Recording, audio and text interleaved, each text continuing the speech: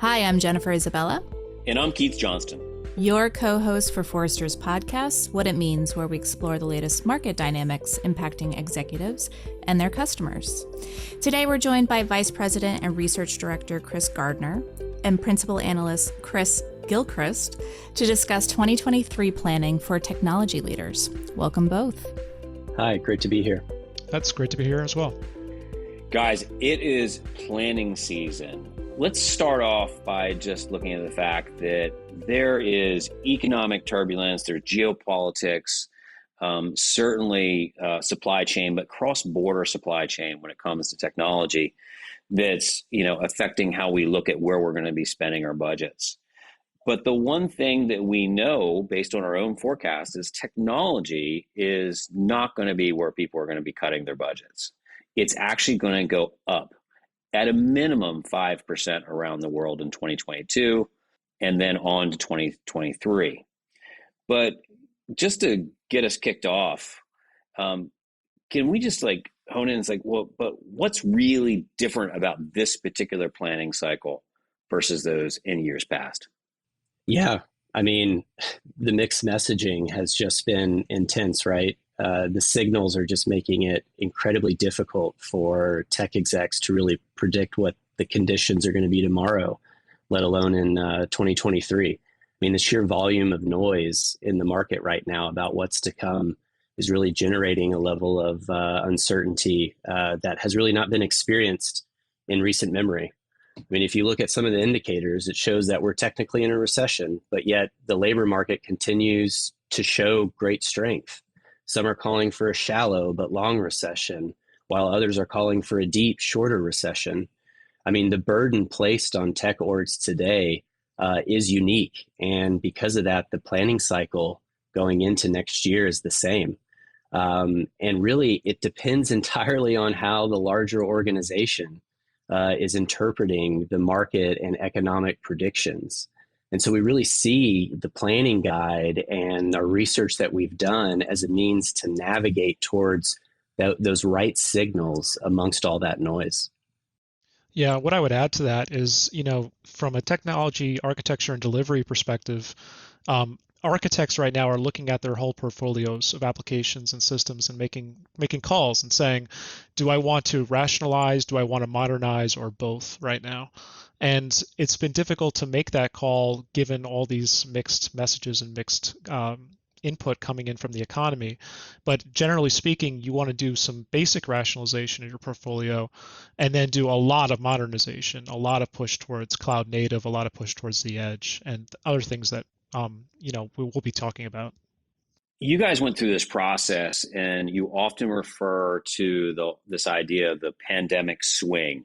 Is that we dramatically moved one way to, just kind of button down the hatches, or actually in some cases, people were just seriously innovating, just spending to get through the pandemic. But then coming out of it, it's gone a little bit more pragmatic. But when you talk about modernization, it's we're going pragmatic, but we're still investing in, those modern tools that we really swung to in the pandemic. Isn't that right? Yeah, absolutely. There's been a lot of push towards cloud native computing. It's not something new. It's something that's been around for some time, but everybody's push in that direction or movement in that direction has changed pretty dramatically over the last year or so to go from being a push for pandemic reasons to a push for creating a modern digital workforce. And moving that in that direction ends up changing a lot of what the plans were around these areas. Instead of, maintaining monolithic systems on premises and data centers and things of that nature, people are pushing much harder towards getting into the cloud and enabling a digital workforce. So it's been much different than it was previously. Yeah, and as it was pointed out earlier, tech budgets are expected to increase or at least remain flat compared to last year. And you can really point to the sustained acceleration through the pandemic as a reason as to why this trend is continuing. The cost benefit really to slow down modernization efforts simply isn't there. Companies have accelerated their move to digital. They're continuing to align their technology architectures to close that quote unquote digital divide. And it just, for most, doesn't seem prudent to lose that momentum. And we really see that this is not the time to pull or hold back on tech spending. The expectations from the business are higher than ever, and the time is now to oblige. So not the time to kind of batten down the hatches, to hold out until, better economic times then. It's not that time just yet, and hopefully never.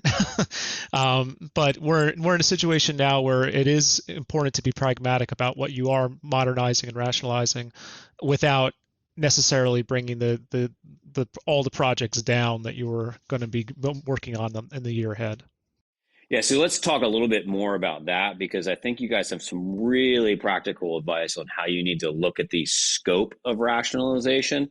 And I want to put that in the context of the fact that you're not saying just spend on everything, modern all at once. Is that there's a really practical lens to look at your budgets so that you can do all the things. Yes?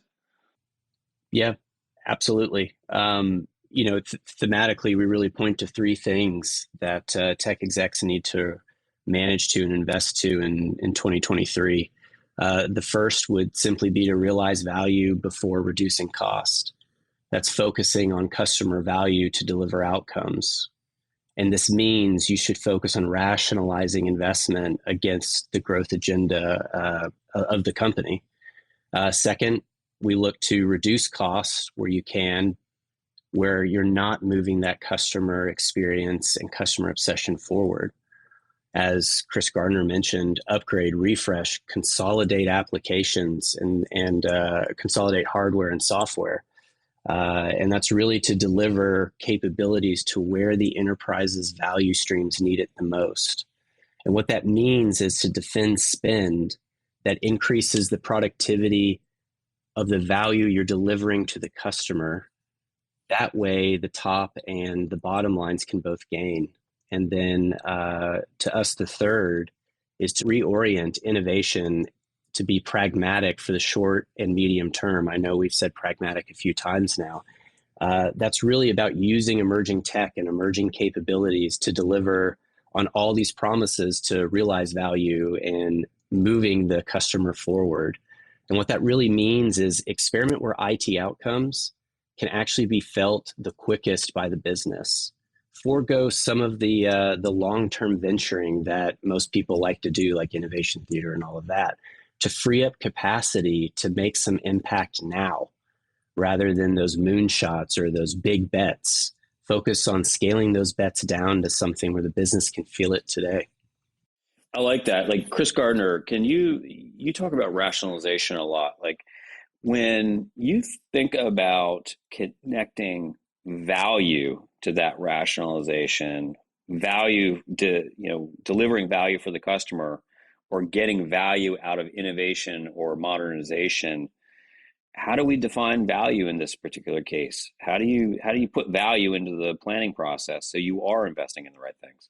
So you want to focus on things that are going to be, technologically modern, but also delivering value today. So there's a lot of experimentation going on around the cloud, but also the edge, right? And we do suggest that people experiment at the edge. There's lots of good work to be done in terms of edge compute, edge analysis, edge intelligence, but it has to deliver value today. If you're a retail organization and you add edge compute to your store experience, that's adding value. You don't want to experiment necessarily with going down the road of doing edge computing just for the sake of doing edge computing. You want to make sure that it's actually relevant to your vertical and relevant to the use cases that you're focused on. It makes sense.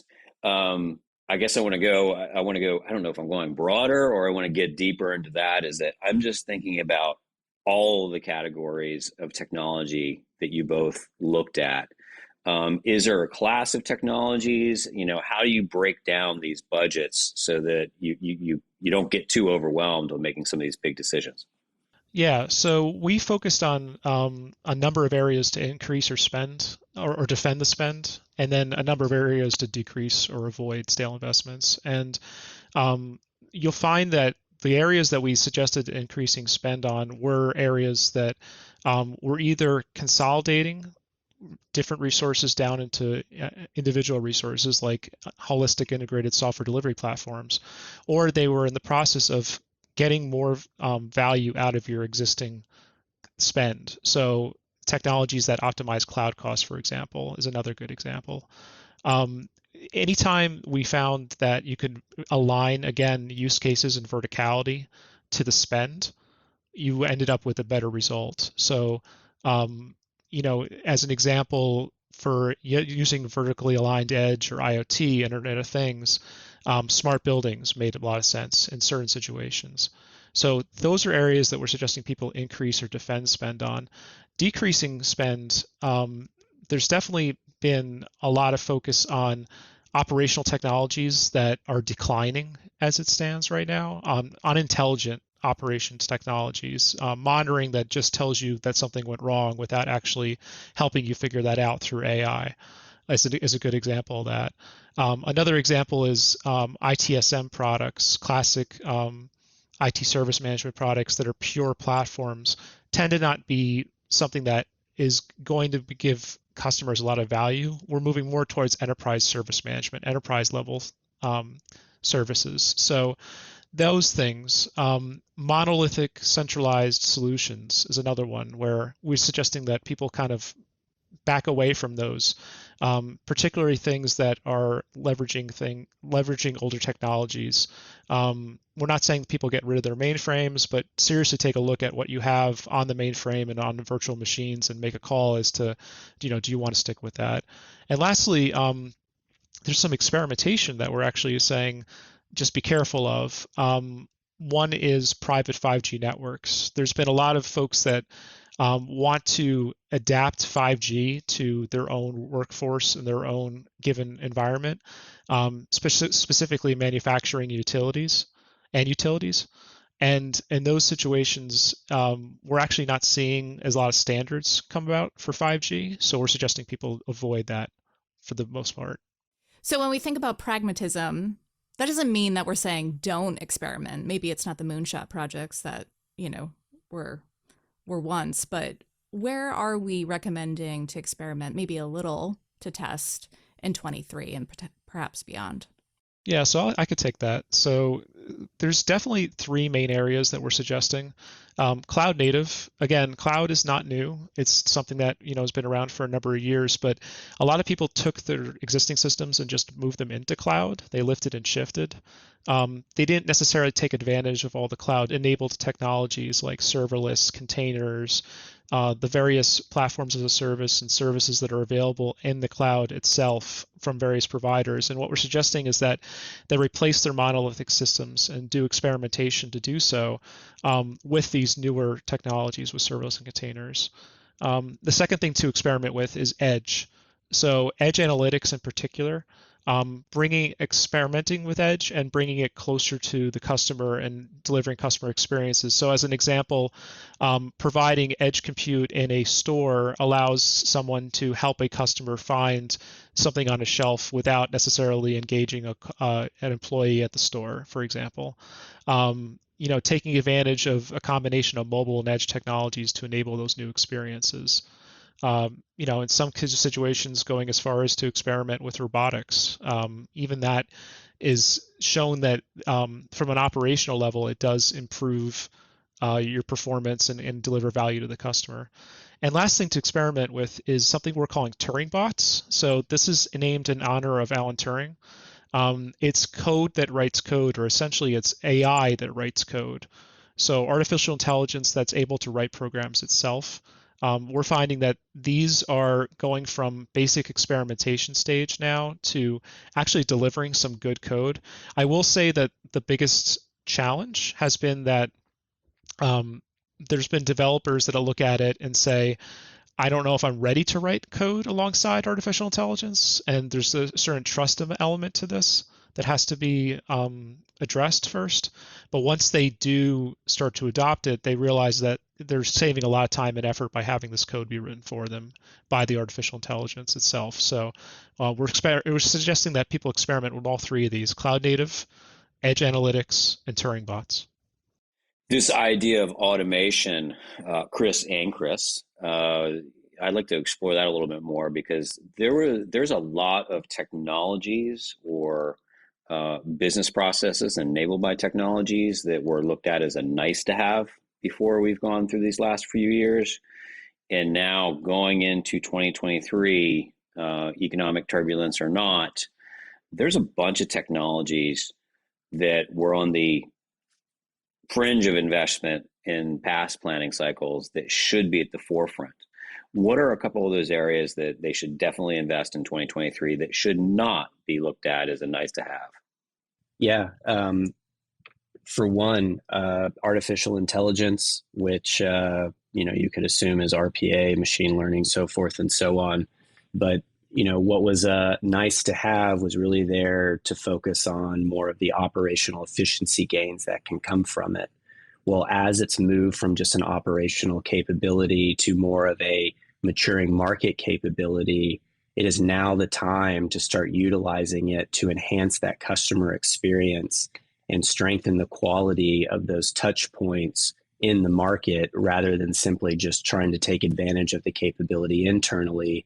It's now almost a must-have in terms of moving it forward as a way to distinguish a better experience for your customer and out in the market.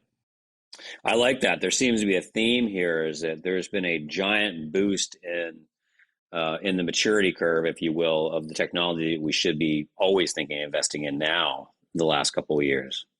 Yeah, absolutely. And to my colleague Chris's point, when you really start investing and modernizing and trying to be even more pragmatic around platforms and cloud-based and software as a service and all of these things, all that does is provide you the opportunity to scale these emerging capabilities and these maturing capabilities like AI or RPA or machine learning that much quicker.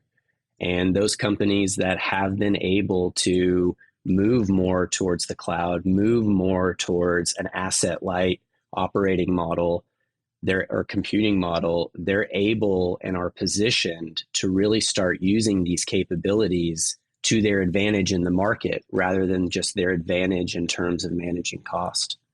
I'll just add to what Chris was going to say is that, from an intelligent automation standpoint, when you look at things like RPA, DPA, which is an evolution of BPM, we're seeing that more folks are doing end-to-end automation. It's not something where we're doing it in pockets anymore. And what we're running into is, in a good way, is folks taking advantage of what essentially we're calling strike teams, automation strike teams that go into an organization, find pockets of areas to automate, and then connect them to one another so that the islands are no longer islands.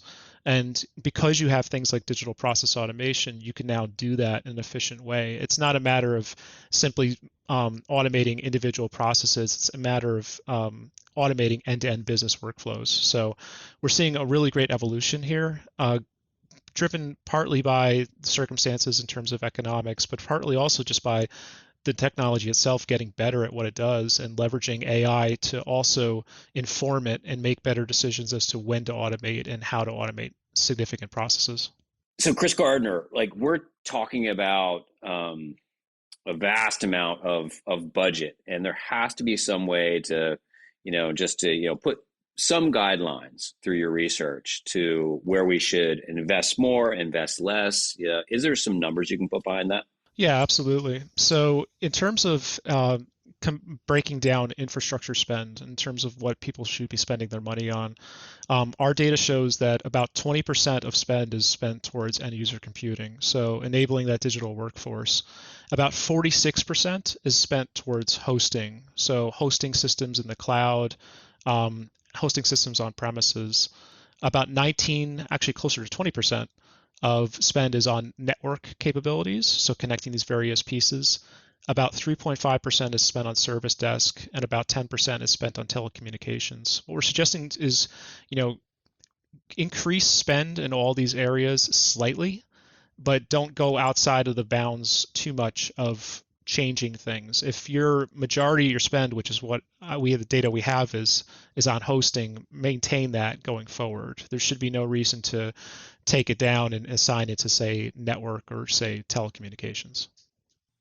Yeah, and to add in terms of our survey, it shows that 55% of those leading organizations are really focused on that upgrading and refreshing and consolidating the business apps, hardware, software, infrastructure, and that's really their critical priority. But when you really tap into that data and start looking at how it aligns with other data points in the survey, what it focuses on is as those things are happening, the refreshes, the updates, the consolidations around the infrastructures and the tech stack in general, it's all around aligning IT's performance back to investment initiatives that support strategic business objectives rather than simply just cost targets that IT orgs routinely run against. And if you unpack that even, it gets into something that's even more interesting, which is about 50% are now focused on how do I enhance the performance of my operating model? And how do I do that by aligning my investments to capabilities that support revenue generation rather than just efficiency of operations?